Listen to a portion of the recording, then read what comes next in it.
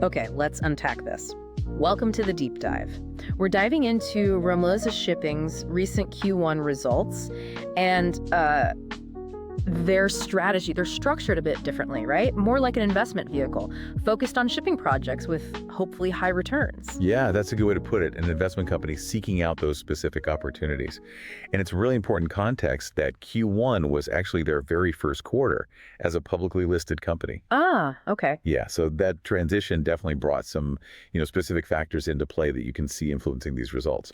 So our goal here really is to understand that Q1 performance, considering those factors, and then maybe zoom out a bit, look at their current investments, their portfolio, and where they see growth coming from. Makes sense. So where do we start? The headline numbers. Let's do that. So looking at the results, Ramla reported a smaller profit for Q1. That's before you factor in currency effects. Okay, smaller profit. Why was that? What were the main drags on the result this quarter? Well, there were definitely some one-time costs associated with, becoming a newly listed company. Right, the IPO stuff. Exactly. Marketing, getting their name out there, some changes in accounting principles they had to adopt. They did say those marketing costs specifically should drop off quite a bit going forward. That's expected to be temporary. Okay. But you mentioned currency effects. Yeah, and that was actually the bigger swing factor on the reported numbers. See, their assets, the ships, and their income, it's mostly in US dollars. Mm-hmm. But they report in Swedish krona, SEK. And during Q1, the dollar weakened quite significantly against the krona.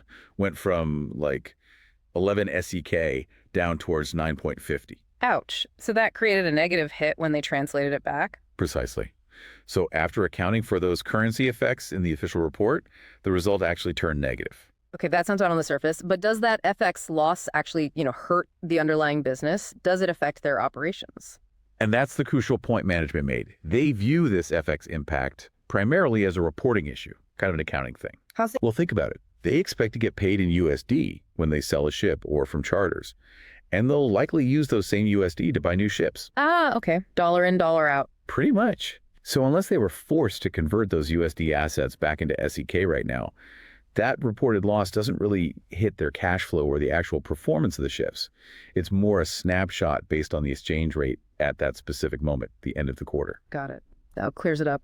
So the Q1 takeaway is operationally things were moving along, but the final reported number got dinged by those temporary listing costs and this currency swing on paper. That sums it up well. Just to put some figures on it, the profit attributable to the parent company was tiny, 1,000 SEK, about 0.40 SEK per share. And their equity per share ended the quarter around 29 SEK. Okay, so moving beyond just Q1 numbers. Yeah. What's the core business strategy here? Right, the core is really their portfolio approach. It's built around 5 specific investment projects right now. Yeah. The whole idea is to spread the risk, different types of ships, different market exposure. And are they fully invested? They mentioned they're pretty deployed, yeah. Yeah. Around 90% of their capital is currently invested in these projects. All right, let's dig into those projects then. What's the first one? Leonardo B. Leonardo B, yeah. That's an LPG carrier, a gas ship. It's one they bought over a year ago. And what's the story with that one? The key thing here is stability. It's locked into a really long contract, runs all the way through 2028. Ah, so fixed income. Exactly. Management highlighted that this means there's basically no technical or commercial risk for them on this asset. It just generates a predictable income stream. They expect around a 20% ERR per year. That's the internal rate of return on their investment. Nice. And they get cash flow from it regularly. Yep. They mentioned a dividend structure through shareholder loan amortization. Basically, a way to get capital back quarterly, providing liquidity. Okay. Stable base. What's next? Camp Transmobile. Camp Transmobile, that one's a handy-sized chemical tanker. And unlike Leonardo B, this one's managed in a Danish pool. Hafnia runs it, and it is exposed to the spot market. So its earnings go up and down with daily rates. Correct. How did that work out in Q1? Well, this particular segment, handy chemical tankers, actually performed pretty poorly in Q1. Ah. Being in a pool means the revenue gets shared among all the ships in that pool, so it averages things out. Smooths the volatility a bit. As they said, sometimes you win, sometimes you lose in the pool. Q1 was definitely a lose quarter for this ship type. Right. So given that weak Q1, what's the outlook? Are they still positive on it? Management seemed quite positive long-term, actually.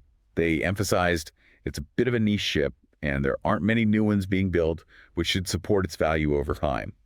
They see the current weak performance as more of a temporary dent in the curve, as they put it. They expect it to improve eventually. Predicting timing in spot markets is always tricky, though. Sure, sure. Okay, project number 3, Perseus. Perseus, yeah. That's a feeder container ship. Ramla owns 68% of this one.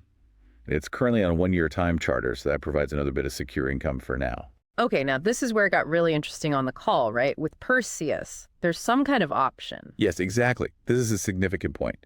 There's a call option held by a Danish company, Capito. And a call option means? It gives Capito the right, but not the obligation, to buy 51% of Ramla's share in the ship at a price they've already agreed on within a set time frame. And Ramla thinks Capito will exercise this option. They were pretty clear about it. They said they expect it to be exercised soon, likely within 1 to 2 months after the end of Q1. So quite imminent. Wow. And if Capito does buy that stake, what happens to Ramla? Well, Ramla would keep a smaller stake, 17%. But they expect, and they use the term good revision, which strongly suggests they anticipate a significant capital gain on the part they sell. Okay, so potentially a nice cash injection soon. Potentially, yes. Also worth noting, Perseus is the only ship currently big enough in their portfolio to be consolidated as a subsidiary in their group accounts. So that sale would change how the group figures look too.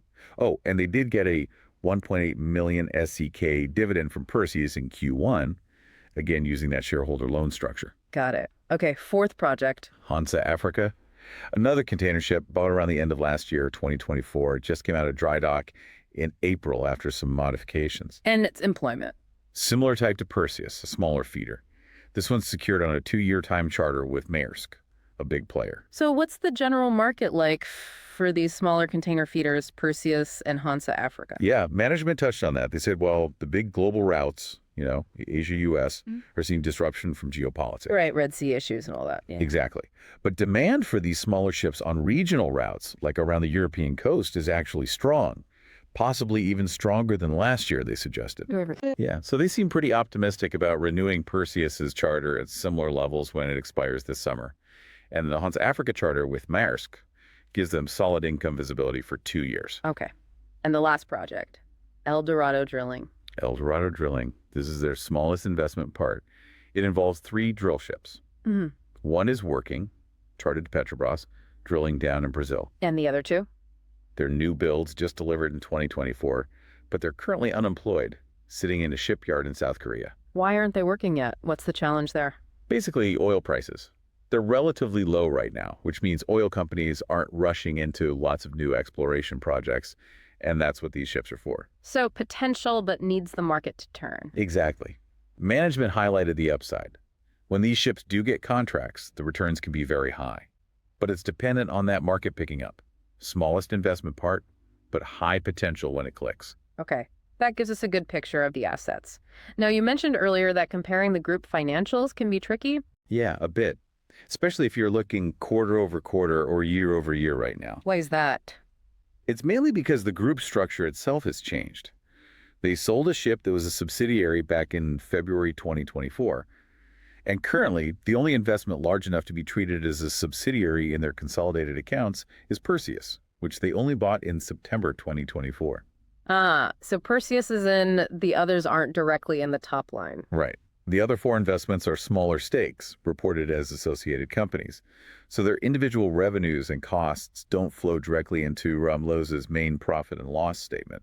You see Ramla's share of their profit further down. It just makes direct comparison of the group's top-line revenue and costs a bit apples and oranges without digging into those portfolio changes. Okay, that's a really important distinction for anyone looking at the financials. So if they're about 90% invested already and they have this lean structure that probably benefits from more scale, how do they plan to actually grow from here? Where does new growth come from? And that brings us to a really key strategic development. Their partnership with Capito Capital Management. The Danish company that has the option on Perseus. The very same. Ramla actually invested in Capito. They bought 20% during Q1 for a pretty small amount, 20,000 Danish kroner.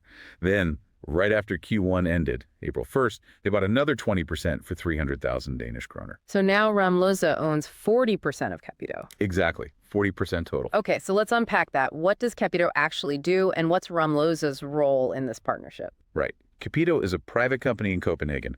Ramla's crucial role, the synergy here, is helping Capito find the deals. identify attractive shipping projects, specifically ones with that 20% plus potential return profile Ramla targets. So Ramla sources the project. They source them, vet them. Yeah. Then, if a project fits Capito's criteria, Capito goes out and raises the capital needed to actually buy it from its own base of investors in Copenhagen. Wow. Okay. So Ramla is essentially acting as the deal-finding engine for Capito's private capital. It's like Ramla's model, but Capito executes with different money. Precisely. It's a fascinating synergy. Ramla leverages its expertise, finds the deals, gets an ownership stake in Capito itself, and then benefits as Capito successfully puts capital to work in those deals. And Capito has big plans. Apparently so. They mentioned Capito has ambitions to buy somewhere between 5 and 10 ships a year.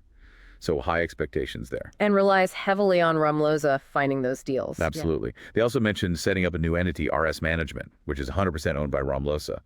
The idea seems to be to use this entity to sort of develop these projects internally first before they get potentially passed on or sold, maybe to Capito or perhaps others. Interesting. Okay, shifting gears slightly, did they talk about capital allocation? What are they planning to do with their cash, especially thinking beyond Q1? Yes, they did. They plan to propose a dividend, 20 euro per share. That'll be put forward at their upcoming meeting on June 12th. Okay, a dividend proposal. Anything else? Yep. Alongside the dividend, they're also going to ask shareholders for approval, a mandate to repurchase their own shares, up to 4% of the outstanding shares. A buyback mandate. What was the thinking there? The rationale they gave was that management believes the stock is currently trading somewhere around its net asset value, its NAV. So if they get the mandate, they'd look for opportunities to buy back shares on the open market if they think it creates value for the remaining shareholders. Makes sense if they think the shares are fairly valued or cheap. And did they say anything about who owns the shares now? Just a quick snapshot.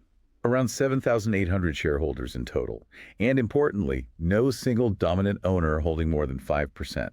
Management seemed to view that wide shareholder spread as a positive thing. Okay, got it. Right, now it's time for that segment we like to call Thinking Sideways. And let me just say this loud and clear. This is absolutely not financial advice, seriously. We are purely spitballing here, exploring some potential implications based only on what was said in their commentary. Don't trade based on this. Absolutely. Purely an intellectual exercise.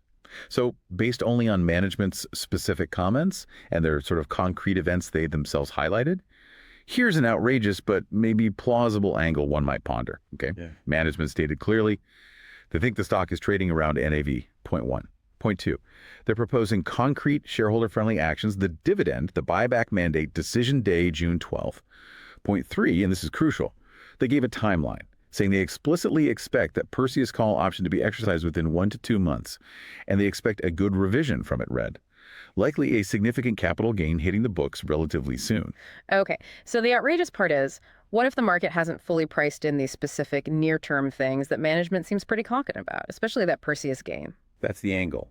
The plausible thought, again, just for discussion, could you speculate, purely speculate, that the combination of these things happening in quick succession, positive news from the June 12th meeting on capital returns, plus the expected cash inflow and strategic win from the Perseus option exercise landing shortly after, just as management predicts, could that combination trigger a rapid, maybe even significant re-rating of the stock, pushing it above its current NAV in a very short window? So the trade idea here isn't about the long-term business. No, not at all in this specific thought experiment. It would be a speculative play purely on the timing and the impact of these very specific mentioned events unfolding exactly as management laid out, betting on those near-term catalysts hitting together. Got it. And again, absolutely not advice, just connecting the dots management themselves provided. Precisely. A purely speculative scenario based solely on their commentary, not a recommendation of any kind. Okay, so wrapping up this deep dive on Ramla shipping, let's quickly recap the key takeaways. Q1 results showed some operational progress, but the reported bottom line was masked by those one-off listing costs and that negative FX swing on paper. Right. Their core strategy is diversification across those 5 shipping projects, mixing fixed contracts and spot exposure. And a big part of the future growth story seems to be this Capito partnership, where Ramla acts as the deal sourcer. Definitely be positioned as a key growth engine. Yeah. In near term, we have the capital allocation plans, the proposed dividend and buyback mandate for June 12th, plus this potential catalyst from the Perseus option exercise expected very soon. Lots to watch there. And one last time, we absolutely have to stress, none of this was financial advice. We're just trying to help you understand the information the company shared. Absolutely. Okay, so here's a final provocative thought for you, the listener, to maybe chew on. Given how much Capito's ambitious growth plans seem to rely on Ramla finding these high-return projects, how might the value being created within that private Capito entity eventually flow back or be reflected for Ramla's public shareholders? Beyond just the 40% equity stake, does this unique partnership fundamentally change how you should think about valuing Ramla itself in the longer run? Something to consider. Thanks for joining us for this deep dive. If you're curious, definitely check out Ramla's reports for all the details.